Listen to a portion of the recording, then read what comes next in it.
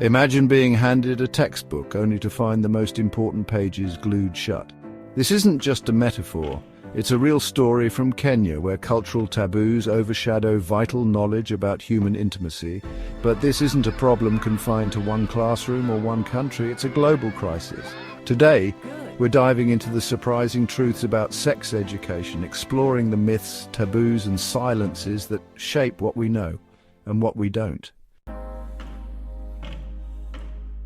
Sex education has always been a battleground of cultural, religious, and societal forces. In the mid-20th century, pioneers like Alfred Kinsey shocked the world with groundbreaking studies, but these efforts were often flawed and controversial. Fast forward to the 1980s and 90s, the AIDS epidemic forced governments to take sex education seriously. National surveys like Britain's NATSAL emerged, offering reliable data. But even today, in much of the world, comprehensive sex education remains elusive. Globally, three key obstacles hinder progress. First, there's shame. From biology teachers skipping lessons to parents avoiding the talk. Cultural discomfort leaves young people vulnerable to misinformation. Second, bad information often drowns out the good. Many teens rely on online pornography for guidance, an unrealistic and often damaging model for intimacy. A British sex education charity recalls a boy saying he wasn't ready for intimacy because he assumed it required acts of aggression. Third, there's a lack of data. Non-wealthy countries, men and older adults are grossly underrepresented in surveys. This absence fuels ignorance and perpetuates harmful stereotypes. Poor sex education isn't just a public health issue, it's a matter of happiness.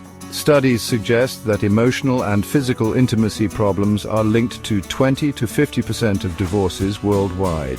In regions like Bangladesh, cultural stigma creates a cycle of dissatisfaction.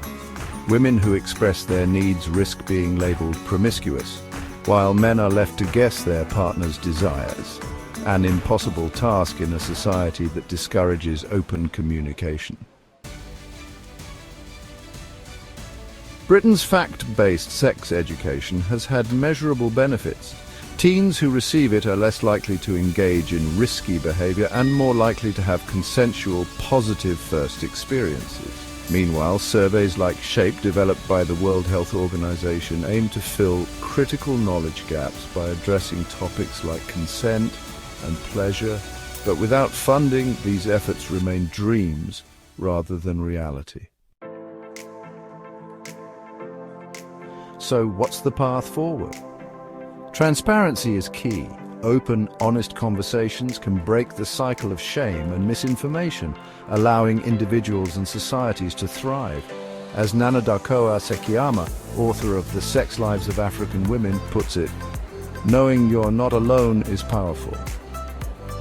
By embracing knowledge and dialogue, we can transform how we think about intimacy for the better.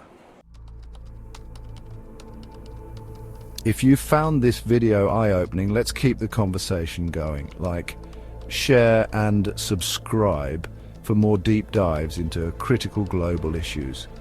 What do you think is the most important thing missing from sex education today?